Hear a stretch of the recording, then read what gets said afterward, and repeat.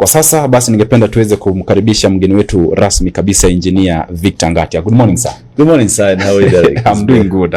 Imekuwa muda kidogo lakini nashukuru kwa umerejea tena studio tena. Asante sana.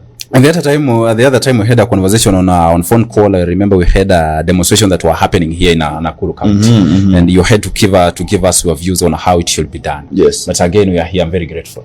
Oh, thank you. Thank you for having me. Yeah. I'm also impressed and happy that we can again have one-on-one with Mwananchi. Yeah. And just look at where we are going, and what we need to do. Yeah.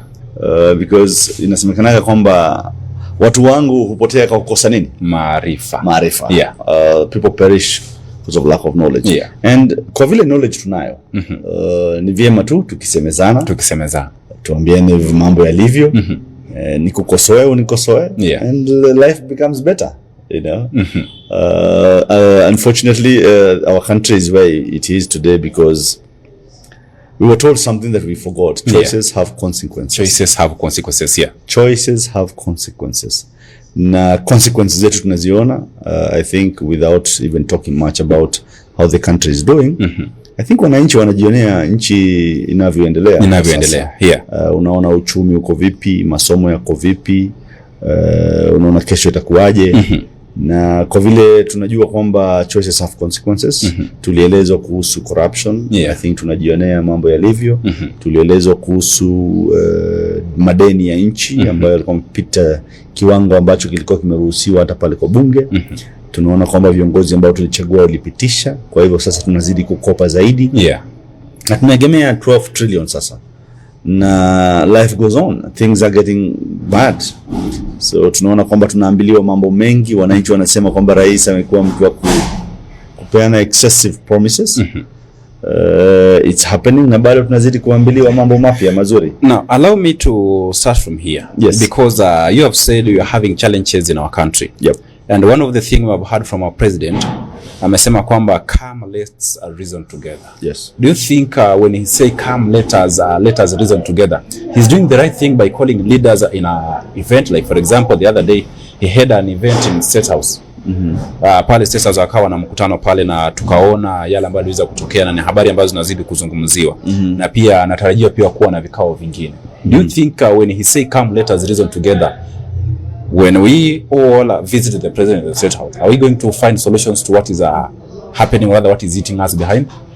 Number one, come let us reason together is the best line that any leader would use. Because we seem to be calling people to order. Yeah. We seem to be calling back people to hope.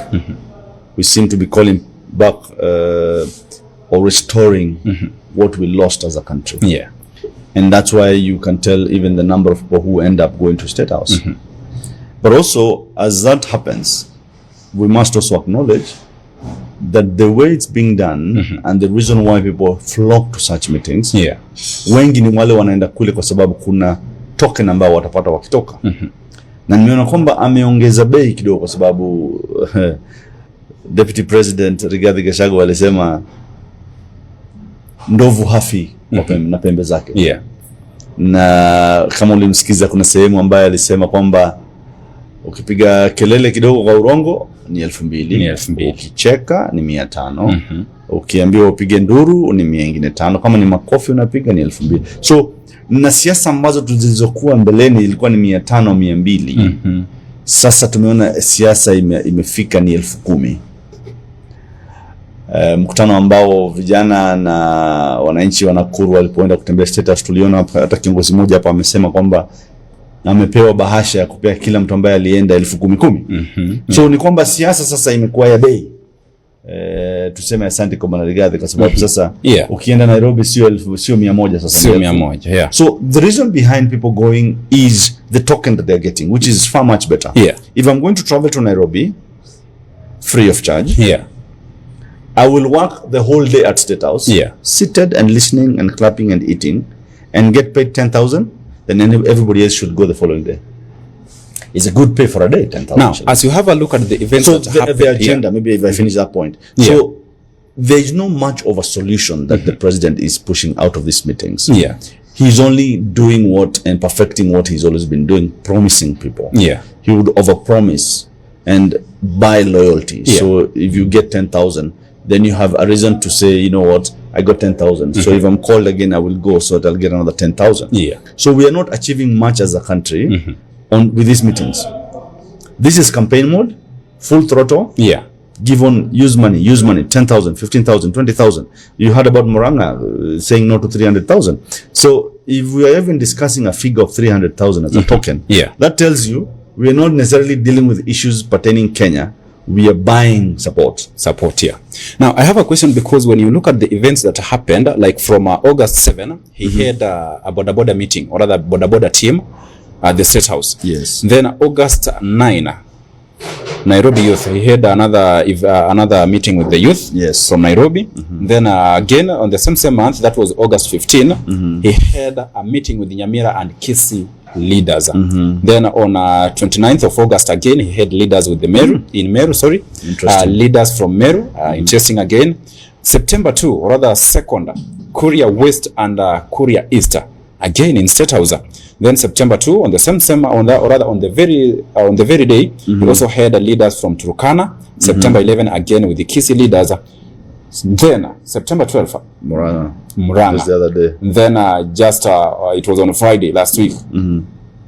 He had a meeting with the teachers. Yes. Now the question still remains, because this is now the first time we are having leaders. Now he's not going to the people. Now the people are the one coming to him.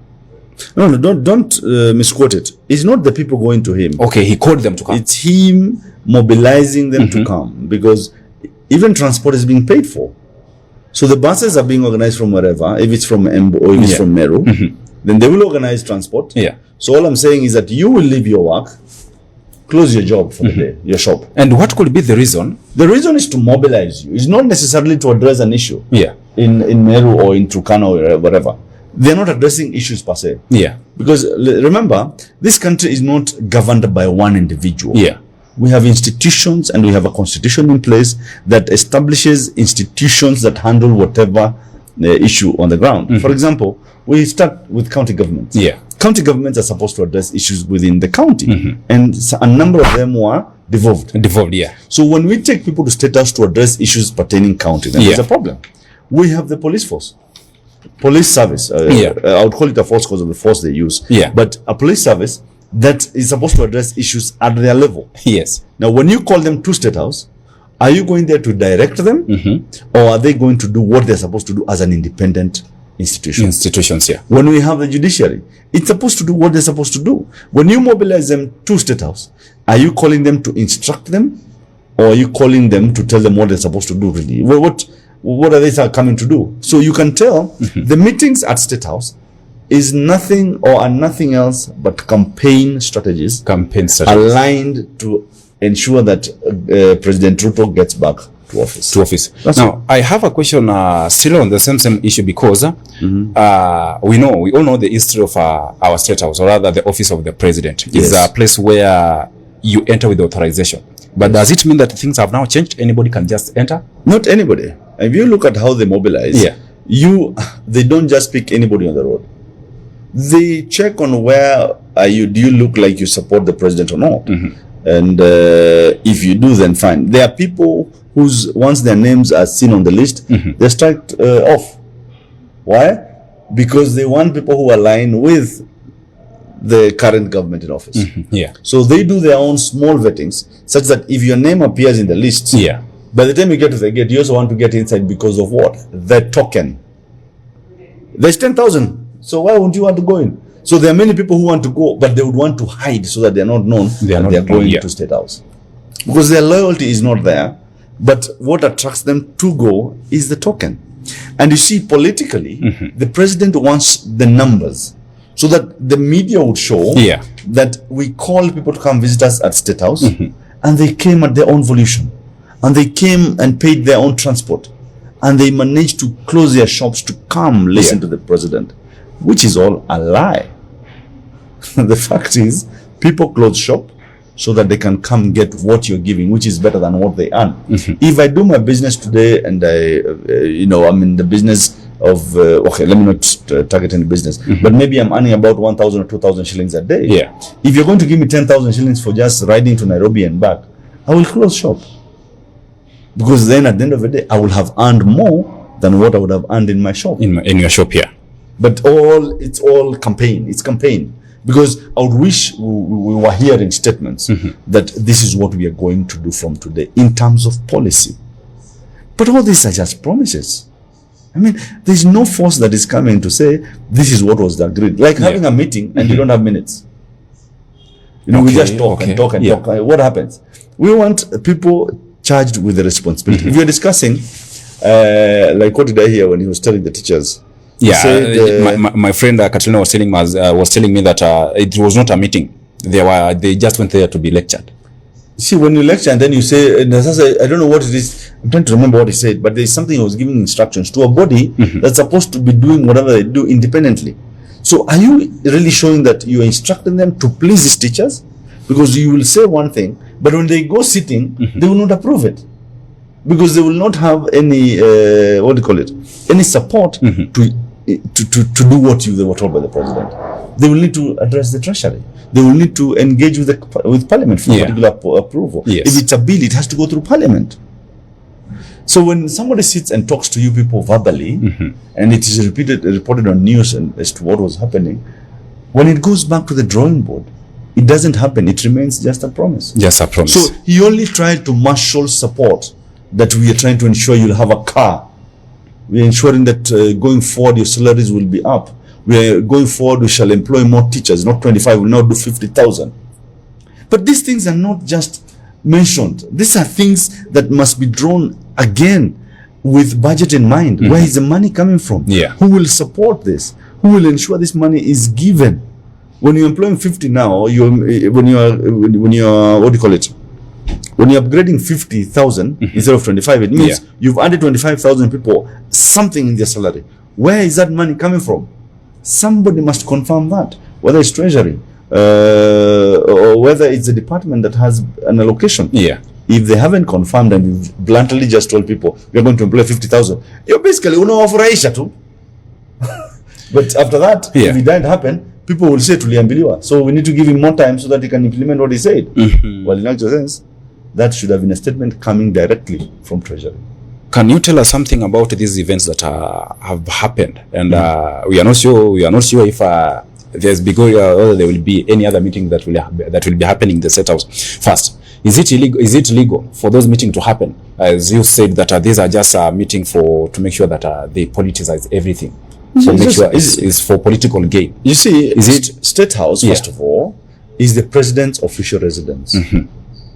So anybody who visits there commits no illegality. If you're invited to go to State House, there is no illegality there. It is okay. So if he's doing campaigns in his house, like you, if you invite me to your house and you're discussing a campaign at 2027, is there a problem? There's no problem. The president is rightfully doing whatever he's supposed to be doing by himself. Those are his personal things. But it is not a national event. It is a personal thing that he's doing in his house. And one of the things that he said that the office of the president, rather the State House, is a public office. Anybody can visit there.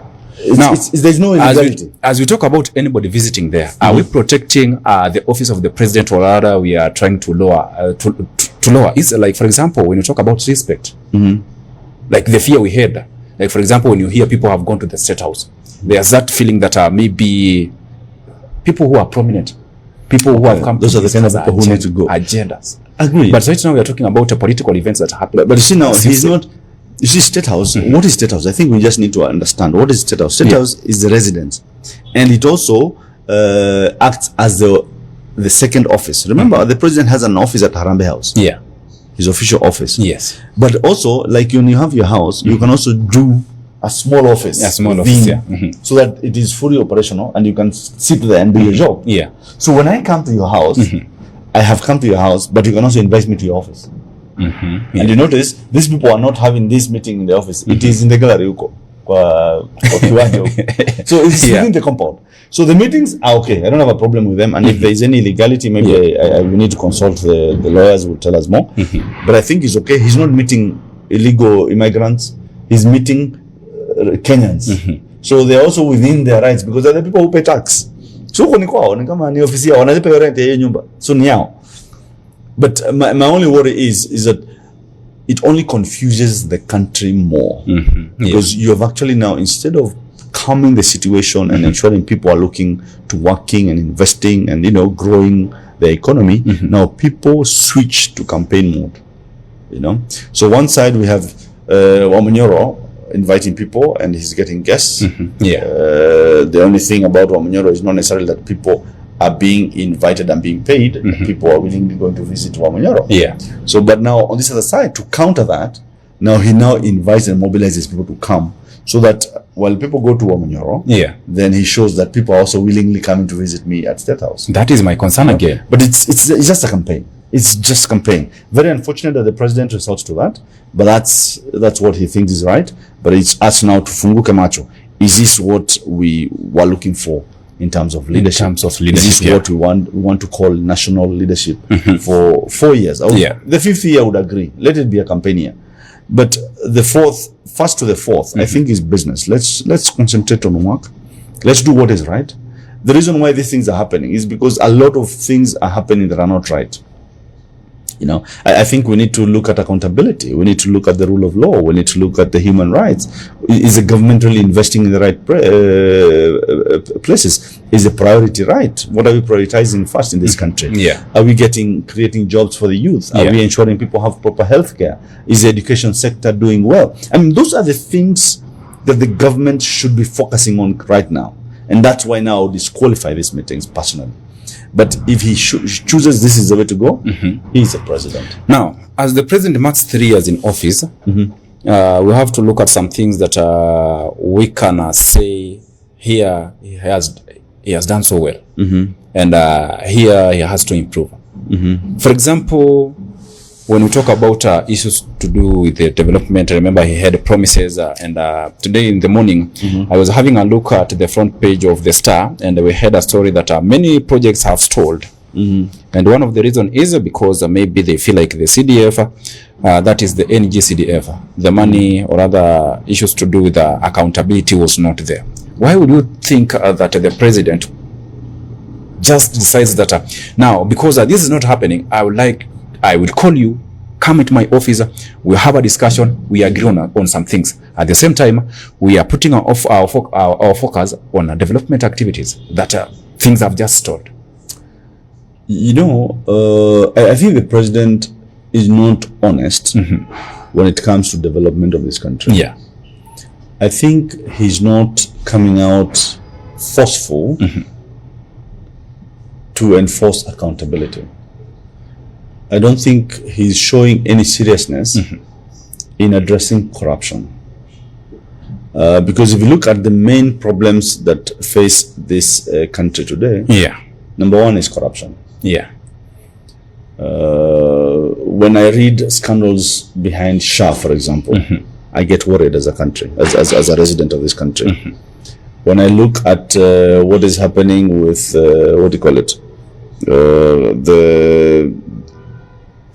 the loans that we keep on getting every other day.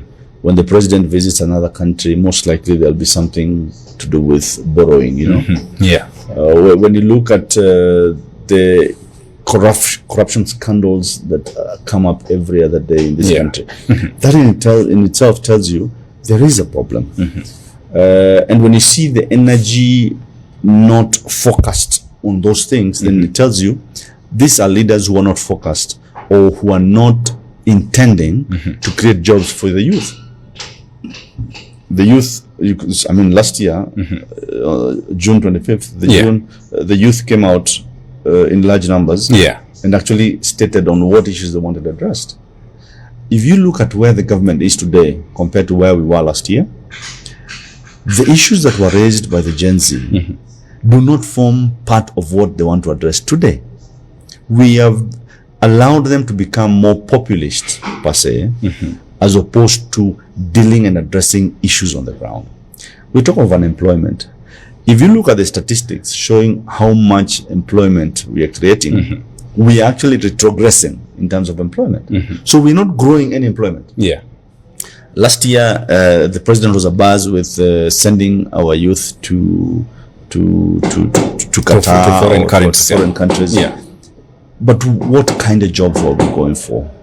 And that tells you that there was no commitment of developing jobs for our Kenyan young people in this country. Yeah. That wraps it all. That this country, for sure, we have lost direction in what we need to address. Yeah. But all is not lost, because if you look at our strength as a country, I think first of all we have a robust economy, because over time this country has been really dented in many ways by many people in huge figures. Yeah. When you look at big projects that instead of costing us less, costed us 3 or 4 times what they were supposed to have costed us. Yeah. And the economy still remains robust. I mean, you can tell that the dollar really, as much as it was hit, it doesn't really, lose it. We somehow remain very resilient, Yeah. That's one thing about this country. Number 2, I think we have a very strong activism going on in this country. Yeah. I think we have this forceful civil education going on through the social media platforms and stuff like that. So the country really remains, informed on what is going on and what they need to actually do. I mean, devolution is doing a good job. If you look at the number of counties, there's a lot of development coming up, in as much as still corruption continues to eat into this particular development. Yeah. So as a country, the president should not be calling for meetings at State House. Yeah. I think we need to act accordingly and ensure that the people really get what they need. There's education to be addressed. I mean, we need to ensure that education is free. I mean, we got free education from Kibaki, we got free secondary education from Uhuru. We cannot retrogress. We must ensure now we are going to tertiary.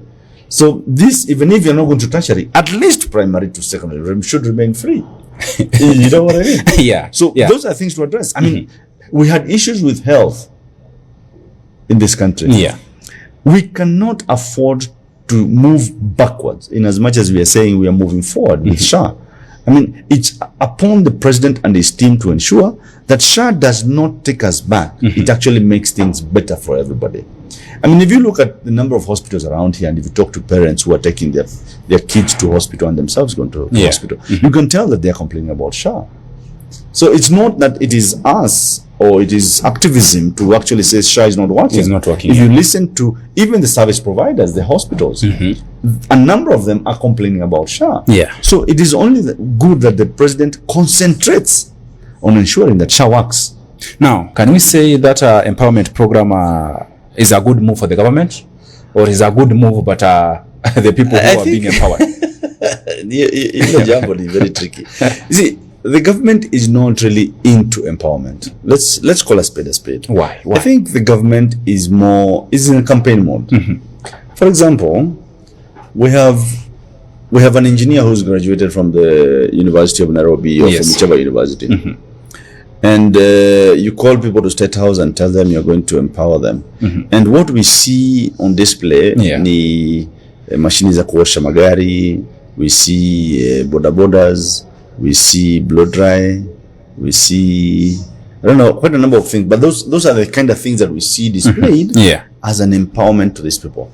And you wonder why it doesn't work. Because number one, they end up going home without that equipment.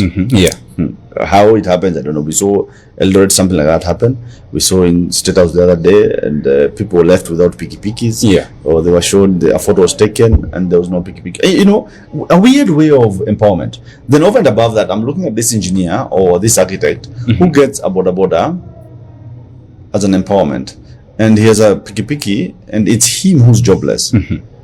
So he's supposed to start riding a boda to empower himself. The same thing I've seen about even the affordable housing. It's a good thing, affordable housing. We're doing houses for this country. But are we supposed to have engineers and doctors now become watu wa mkono as a source of employment? And you see, we have an idea, but how the concept is being implemented is totally wrong. I mean, we must understand what empowerment is, for example. If we have somebody who graduates and is, for example, an engineer. I like using engineer because I'm an engineer. So whatever goes wrong, I talk, it's about me. If I graduate, I'm not looking for you to come and give me a car washing machine as an empowerment. The youth out there are jobless, but they want to have situations or an environment where they can start doing their profession. If I'm an engineer, I want to be able to register as an engineer. Number two, I should be able to do what pertains engineering. Yeah. Maybe I'm looking for machinery. I do not want to be given free machinery. I'm looking at facilities to enable me get the machinery. I mean, is it possible for me to walk out of my house, go to a bank and say, I'm an engineer, I have this qualification, this is what I want? Do we have institutions that would lend to these individuals? Yeah. Long time ago, I remember we had KIE and it would listen to proposals. Is it working today? I don't know. But if we are talking about empowerment and people cannot get such resources, there's no empowerment we are talking about. We're talking about empowerment and we're looking at people who cannot even run their own businesses, leave alone being a professional, doctor or whatever. Maybe they can't even start an enterprise. Is there ways we can look at empowering particular individuals in particular locations or regions to ensure that they are empowered now to run a business? If, for example, we go to Kisumu, we know the commercial projects there. The main event is fishing. So what empowerment are we giving to these people? They do not want to be given a free storage facility.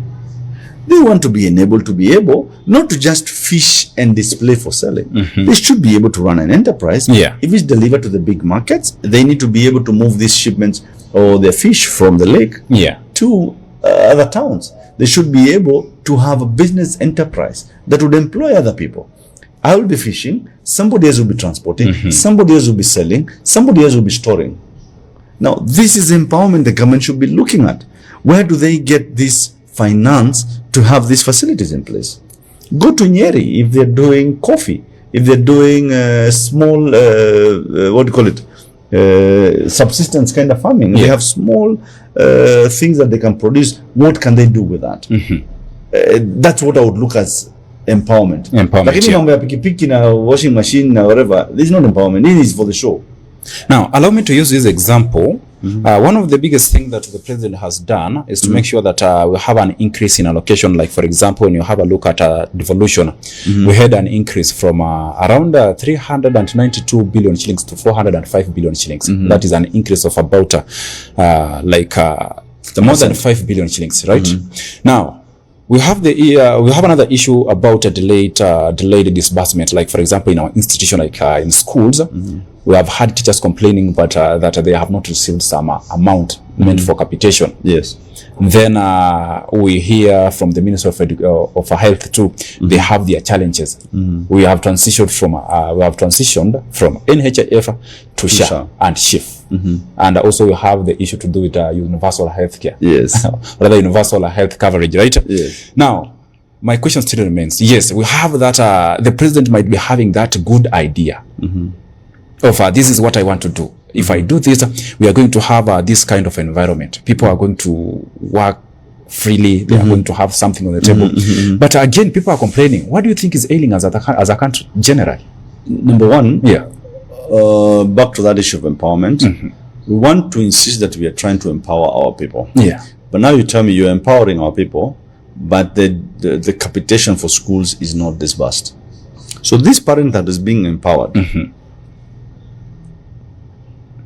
the son or the daughter going to school does not get the facility that's required in schools. So the school is not performing for this student. So by the time the student is graduating, amefinyiliwa sana, hajapewa opportunity of progress. Secondly, twende mahospitalini. You also have another challenge, but you're empowering these people. Wewe umejiambia unawaempower. But you have denied them the opportunity for good health. So in as much as you want to look at empowerment as a word that is working very well with the government, we also fall back and realize that it is not working because they cannot get good health facilities. Because the funds are not there. When you talk about the disbursement of this money to the county, well, you have promised to disburse more money, but you don't disburse on time. Meaning, even the projects that are supposed to empower better the people are not taking off. And what it's mixed. So lakini ita depend unaiangalia vipi. Because ukiangalia kwamba ni sauti yako, sasa watatupe 392 billion, watatupe 45 billion, you are happy. But it is not implemented on the ground. It is not actualized. Kwa hivyo, hiyo pesa ni mdomo tu. Sababu pesa unatumiwa bilioni, out of 34 or 5 billion, they maybe disburse, say, 250 billion. Then the rest they disburse a week before. So you cannot implement a project and finish within 2 weeks. And why do you think that we have a delay in disbursement? It's intentional. It's not that we don't have the money to disburse. Because when we do the budget, we have budgeted for something. So meaning we have the budget. Yeah. Okay? We are not collecting as we disburse. I mean, we have the budget. So we have given 4 or 5 billion to the counties. If the government was sincere, they would instantly disburse everything and that account should be accounted for at the end of the year. It's not that they don't have the money. They have the money. Because Kenyans don't stop paying tax. They are taxed on a daily. So this money is there. So the delayed disbursement, unless for lack of a better explanation, is intentional delay by the government. In your opinion, right? In my opinion, of course, yes. I mean, I don't work for the government, but but if you're talking of 4 trillion worth of a budget, what is 400 billion? Unless you're joking about 4 trillion worth of a budget. So what is 400 billion? 400 billion. I mean, 400 billion is nothing. It's peanuts compared to 4 trillion. It's almost 10-15% of the whole 4 trillion. Now, we have had a conversation on social media, on the internet. We have had conversation about people complaining that this government said that they are not going to borrow. And then, as we are talking right now, our debt is now amounting to 12 trillion, as you said earlier. Now, the question still remains, because I heard from one of the leaders who said that we are complaining. The government now is running into debts, or rather it's falling into that basket of debt, right? But we rejected that finance. We are already in debt. Big debt. Yeah. But we rejected that finance bill, 2024-2025 finance bill. And you said that we don't stop collecting tax. What is the problem? I mean, first of all, I think you need to understand why people were rejecting that finance bill. Yeah. I mean, there are a number of things that they wanted to introduce into the economy and to the people that was going to really affect impact negatively on the people. Yeah. So the people had their right and they said no to it, and good to it, the president actually had and agreed that, you know what, let's not implement the bill. It's okay. The reason is they listened. They had issues and they had concerns on corruption, and they talked about the CSs or the cabinet in place was not effective. He listened. He sent them home. Now, I still have a concern. Let me continue. Send them home. So he listened, meaning there were issues that were legitimate on tabled. Yeah. So if they were tabled and they were legitimate, what went wrong is at the moment everybody felt like the cabinet was sent home, meaning he has listened. Yeah. There was calm in the country. Yes. Immediately after that, what did he do? He returned a number of those people that people had a problem with. So the cycle restarted afresh with the wrong decisions going forward. I don't know if you get that. So up to date, the complaints still continue. So we cannot say we don't have money in this country. Number one, the collection has improved so far. Give it up. Give them a kudos. The collection has improved. So if it has improved, it means we have the money. The deficit is what we need to be discussing. But let me ask you, why would I want to insist more on the deficit if for sure we are not able to deal with the deficit? And this deficit falls under the borrowing capex, which is what we don't want. If we are going to borrow another 1 trillion shillings, but already we have exhausted that quarter of borrowing, why do we insist on borrowing? And that is my question, because... So is there an illegality committed? Yes, there is. So because we are going over and above the percentage threshold allowed by this country to borrow. So what does the the national government or the parliament say about that? Yeah. It takes us back. There's something I noticed about this country. In economics, we call opportunity cost. Opportunity cost is that value that you lose with any decision that you make. Yeah. Okay? Yes. So, and in our leadership, we have constantly, paid a very expensive cost against our decisions. And that's why we were told choices have consequences. Yeah. Our consequences are so expensive, and we forget that it can be cheaper if we got the right leaders in place. And I can assure you, if you check your ballot paper when you're going to vote, there will always be a very good leader that you know. For what reason? I don't know. It could be tribal. It could be because of fame. It could be because of the amount of money that has been spent on the ground, for many other reasons that will make you not see that person.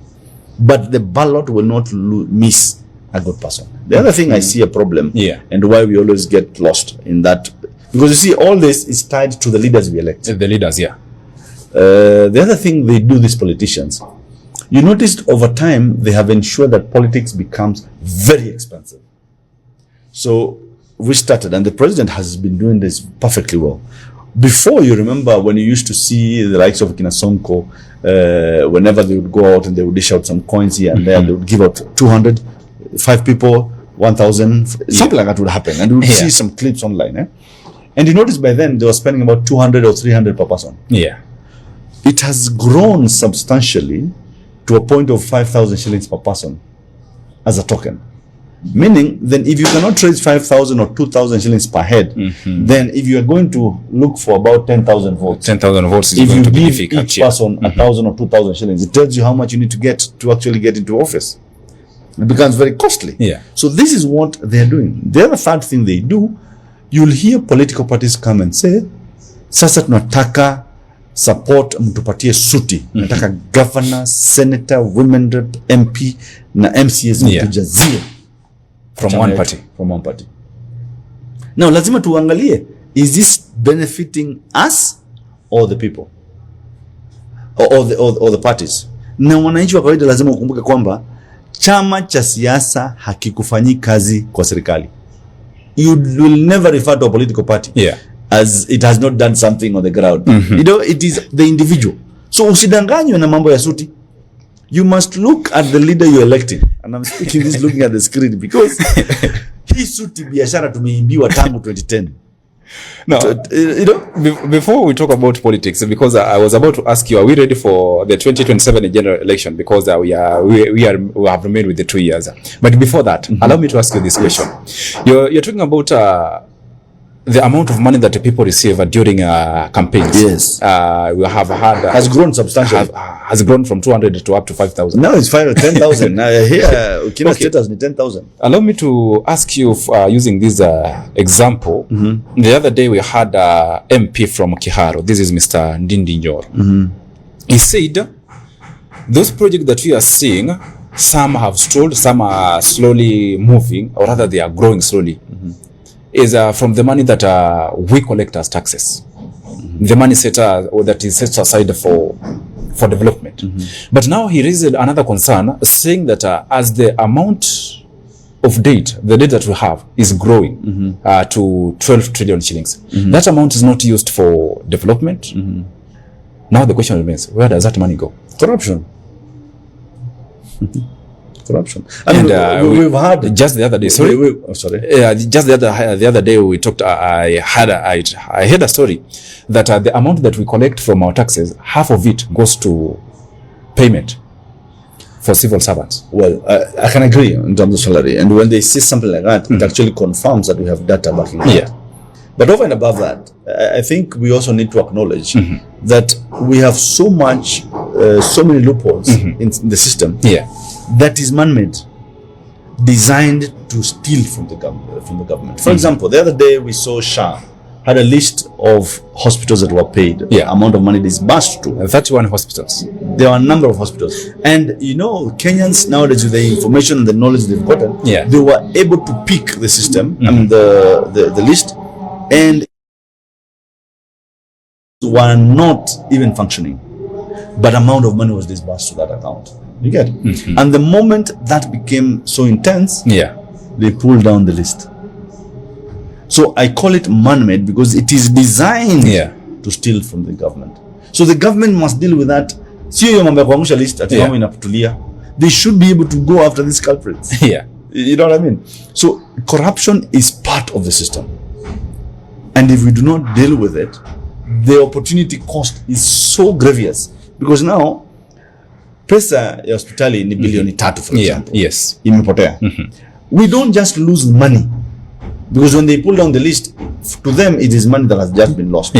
Number 2, what we lose is a life that was going for dialysis that could not access dialysis. That person dies against the value of the money we lost. That the money that we lost. We should have gotten 2 billion to pay machine ingine moja.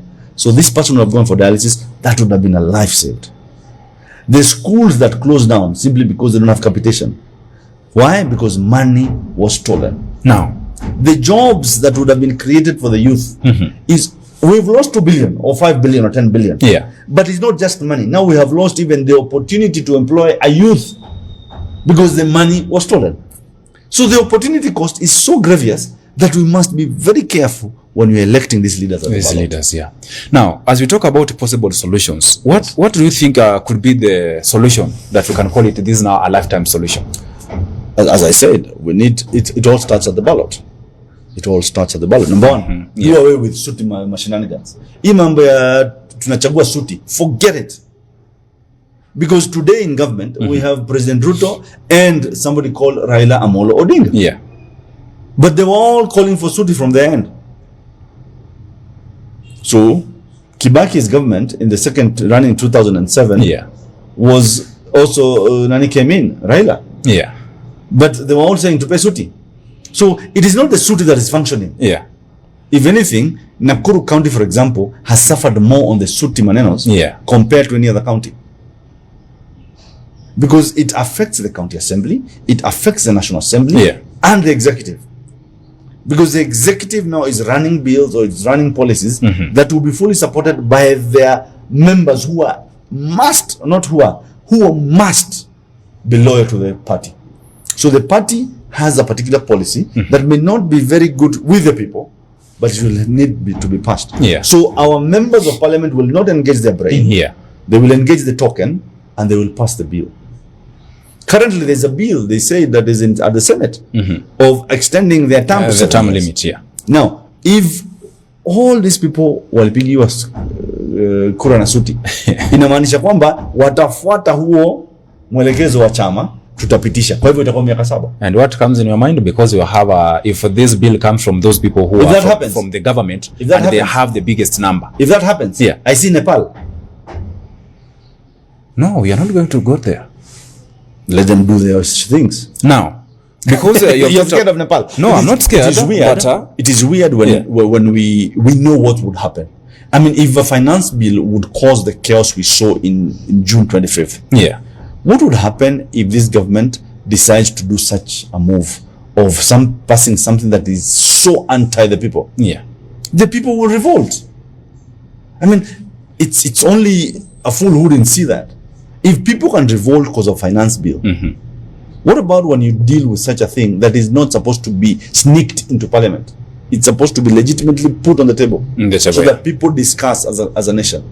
Now, as we there will be revolt. Okay, thank you. And again, remember, the trends are international. Now, whatever happened here, you notice, even when they were discussing Nepal, they referred to Kenya.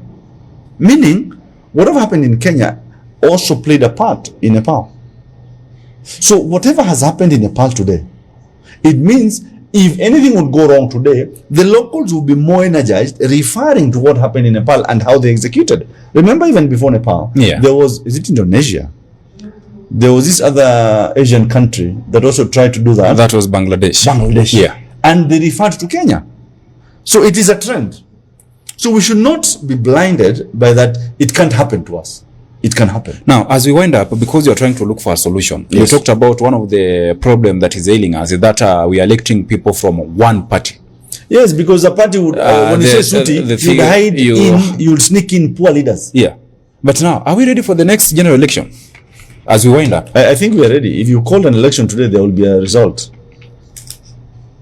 Are we ready as a country? Yes, I think we are. And do we have leaders who will help us?